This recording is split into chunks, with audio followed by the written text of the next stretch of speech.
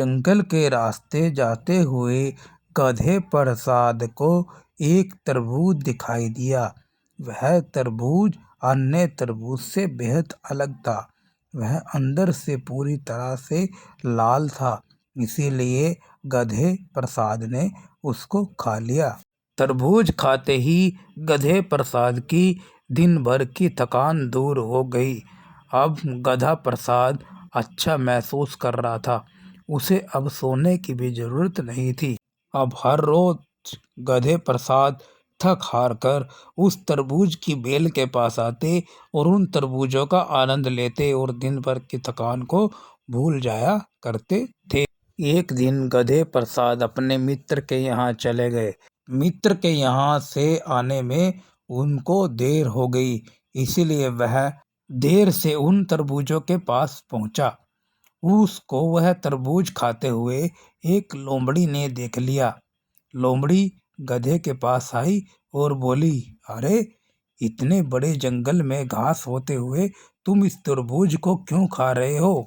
भोला भाला वह गधा लोमड़ी को बोला, मैं इन तरबूजों को इसलिए खाता हूँ क्योंकि इनके खाने के बाद मुझे आराम करने की जरूरत नहीं पड़ती। यह सुनकर वह लोमड़ी बोली, अरे तुम ये तरबूज खा रहे हो? मेरे पास इससे भी अच्छे तरबूज हैं। वह पहाड़ी के उस पार हैं। उन तरबूजों को खाने के बाद तुमको 2-3 दिन तक आराम करने की जरूरत भी नहीं।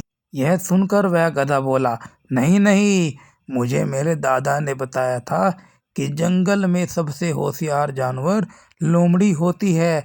मैं तुम्हारा कैसे विश्वास करूं? मैं तुम्हारा विश्वास नहीं करूंगा। मत करो विश्वास, मैं तो समाज सेवा के लिए तुमको बता रही हूँ। कल मैंने एक ऊंट को बताया था। वह ऊंट आज अपने साथ अपने पूरे परिवार को लेकर उन तरबूजों को खाने के लिए आया था। बेचारा गधा उस लोमड़ी की चिकनी चुपड़ी बातों में आ गया और उसके साथ चलने के लिए तैयार हो गया। कुछ समय के बाद वह एक गुफा के पास पहुंचे। उस गुफा के पास जाकर लोमड़ी बोली, अरे गधे भाई, तुम यहीं बाहर इंतजार करो, तब तक मैं गुफा के अंदर से तुम्हारे लिए तरबूज लेकर आती हूँ। मूर्ख गधा गुफा के बाहर मुंह से लार टपकाए खड़ा रहा। कुछ समय के बाद गुफा के अंदर से शेर बाहर आया और उस गधे का काम तमाम कर दिया।